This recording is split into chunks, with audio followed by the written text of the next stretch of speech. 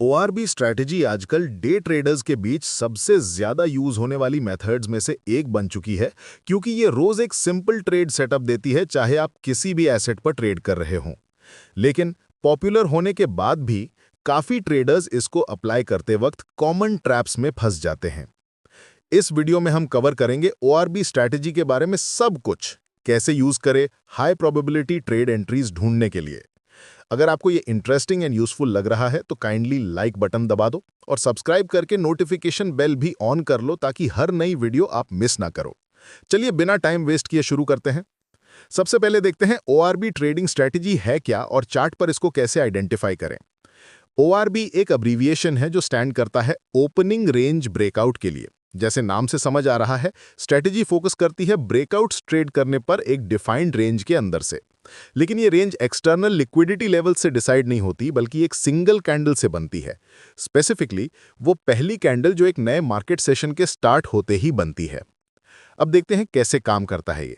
Traders सबसे पहले market sessions के बारे में सीखते हैं। ये होते हैं स्पेसिफिक आवर्स जहां मार्केट्स खुले होते हैं अलग अलग रीजन्स में वर्ल्ड के अक्रॉस।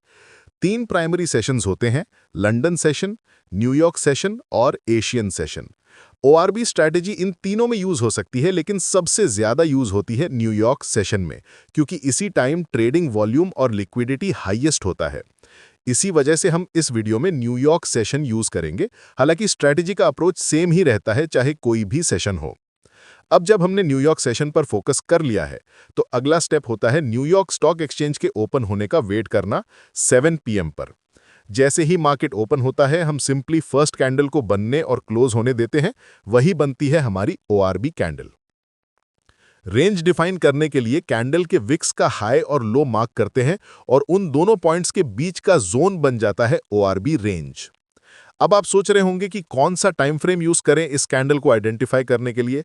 यह डिपेंड करता है आपके ट्रेडिंग स्टाइल पर, क्योंकि आप अलग-अलग ओआरबी रेंजेस बना सकते हो अपने प्रेफर्ड टाइम फ्रेम के हिसाब से।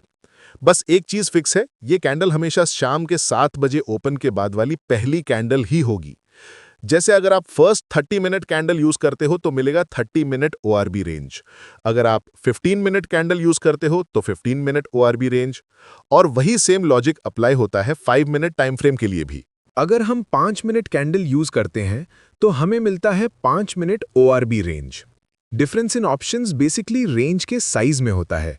30 मिनट रेंजेस यूजुअली ज़्यादा वाइड होते हैं, जबकि 5 मिनट रेंजेस काफ़ी नैरो होते हैं।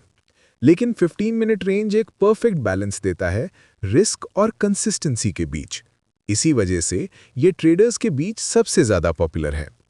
इस वीडियो में हम 15 मिनट ओआरबी का यूज़ करेंगे अपने एग्जाम्पल्स के लिए, लेकिन स्ट्रैटेजी ओवरऑल सेम रहती है, चाहे आप कोई भी टाइम फ्रेम चूज़ करो।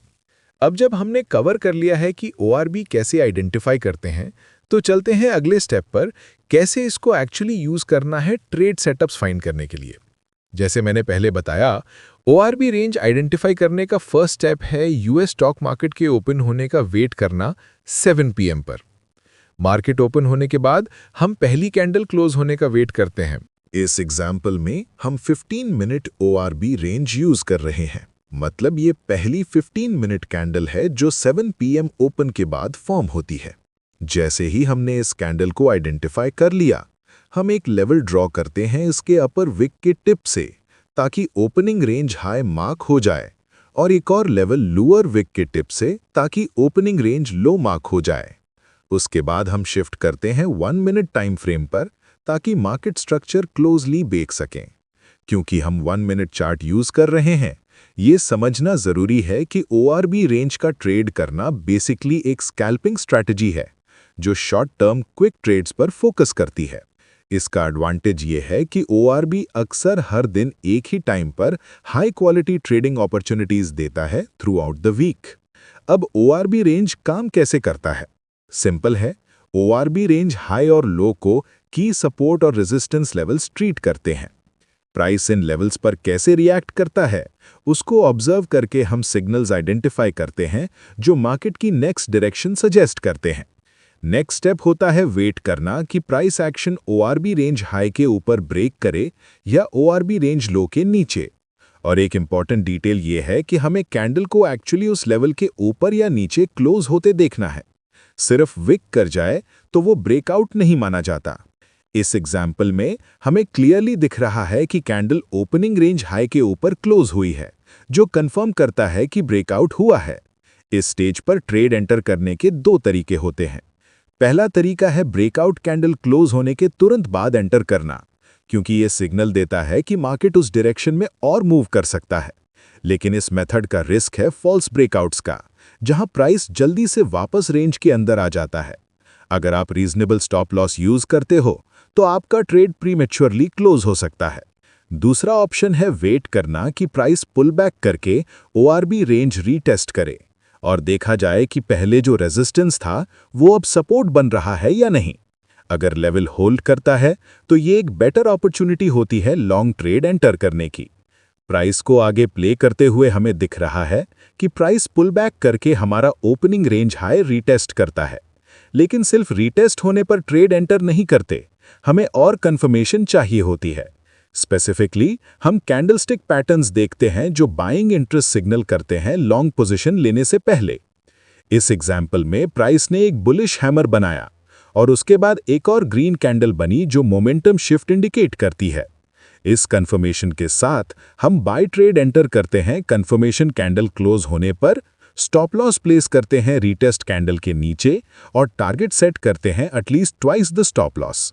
ट्रेड को चलते हुए देखते ही साफ दिख रहा है कि प्राइस ने सेटअप को रिस्पेक्ट किया और आखिरकार ये एक प्रॉफिटेबल ट्रेड बन गया। अब एक बेरिश एग्जाम्पल देखते हैं। इस चार्ट पर हमें ये बेरिश कैंडल दिख रही है जो न्यूयॉर्क सेशन ओपन पर बनी पहली 15 मिनट की कैंडल है।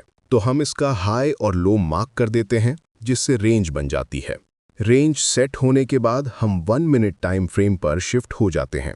यहाँ 1 मिनट चार्ट पर हमें देखना है कि ब्रेकआउट और रीटेस्ट ओपनिंग रेंज हाई या ओपनिंग रेंज लो पर होता है या नहीं। चार्ट को आगे प्ले करते हैं तो दिखता है कि प्राइस ने ओपनिंग रेंज लो को तोड़ा और रीटेस्ट भी किया। साथ ही हमें एक बेरिश एनगल्फिंग कैंडल भी मिली जो सेटअप की वैलिडिटी को और कंफर्म करती है। तो हम सिंपली सेल ट्रेड में एंट्री ले लेते हैं। कैंडल क्लोज पर स्टॉप लॉस रखते हैं ओपनिंग रेंज लो के ऊपर और टारगेट रखते हैं कम से कम स्टॉप लॉस का डबल। ट्रेड को चलने देते हैं और साफ दिखता है कि प्राइस ने हमारे टारगेट तक पुश किया और हमें एक विनिंग ट्रेड मिला। तो सही तरीके से अप्लाई करने पर ओआरबी स्ट्रैटेजी हर दिन हाई प्रोबेबिलिटी ट्रेड सेटअप्स देती है। अब जब आपको ये समझ आ गया है तो टाइम है इसे प्रैक्टिस में लाने का और अपनी ट्रेडिंग स्किल को इम्प्रूव करने का। अगर आपको इस वीडियो से वैल्यू मिली है तो लाइक बटन दबाना मत भूलना। साथ ही सब्सक्राइब करें और नोटिफिकेशन बेल ऑन करें ताकि हर नए वीडियो का अपडेट आपको मिलता रहे। मिलते हैं अगले वीडियो में किसी नए टॉपिक के साथ। Happy trading.